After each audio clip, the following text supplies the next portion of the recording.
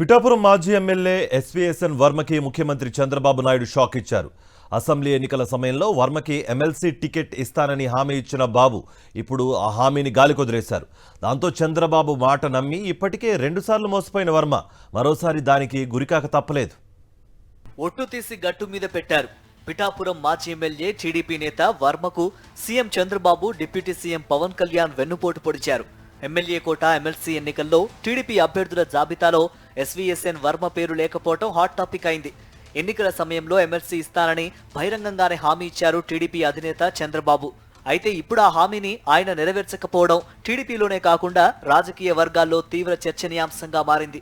SVSN Varma ఇప్పటికే చంద్రబాబు మాట నమ్మి 2 సార్లు మోసపోయారని చర్చించుకుంటున్నారు. ఎన్నికల సమయంలో చంద్రబాబు తన పక్కనే వర్మను పెట్టుకుని మరీ చెప్పిన మాటలను గుర్తు చేసుకుంటున్నారు. అసలు అప్పుడు చంద్రబాబు ఏమన్నారో ఓసారి చూద్దాం. పొత్తు ధర్మంలో వర్మ గారికి ఇబ్బంది ఉంటుంది, కార్యకర్తలకు ఇబ్బంది ఉంటుంది. కానీ ఆ పొత్తును మనం నెరవేర్చవలసిన బాధ్యత కూడా ఉంటుంది. నేను అందుకే వారికి ఒక మాట చెప్పాను, మీరు ఎమ్మెల్యేగా రాలేరు కానీ ఆ నియోజకవర్గం తరపున మొదటి విడత లిస్టులో ఎమ్మెల్సీగా వారే ఉంటారు, శాసన మండలికి వస్తారు. ఇచ్చిన మాటను నెరవేర్చకుండా దాటవేయడంలో సిద్ధహస్తుడైన చంద్రబాబు నైజాన్ని డిప్యూటీ సీఎం పవన్ కళ్యాణ్ కూడా పుణికిపుచ్చుకున్నారు. సార్వత్రిక ఎన్నికల్లో పిఠాపురం నియోజకవర్గం నుంచి టీడీపీ టికెట్ ఆశించిన ఎస్వీఎస్ఎన్ వర్మకు నాడు పవన్ కళ్యాణ్ దెబ్బ కొట్టారు. అప్పుడు పిఠాపురం నుంచి పోటీ చేసేందుకు పవన్ కళ్యాణ్ పట్టుబట్టారు. కూటమి పార్టీల మధ్య పొత్తులో భాగంగా పిఠాపురం స్థానాన్ని జనసేనకు కేటాయించారు. నాడు ఎన్నికల్లో గట్టెక్కడం కోసం ఎస్వీఎస్ఎన్ వర్మను బాగా వాడుకున్నారు పవన్ కళ్యాణ్. ఎన్నికల ప్రచారంలో కూడా పక్కనే వర్మను పెట్టుకుని మరీ ఎమ్మెల్సీ వచ్చేలా చూస్తానని హామీ ఇచ్చారు.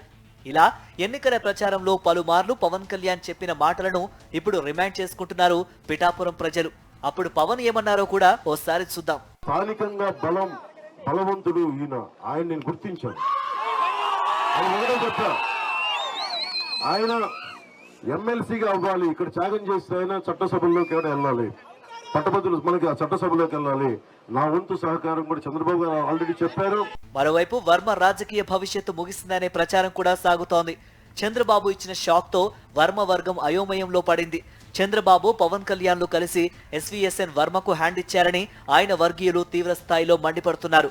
సీఎం, డిప్యూటీ సీఎంల తీరుపై అసంతృప్తి వ్యక్తం చేస్తున్నారు వర్మ వర్గీయులు.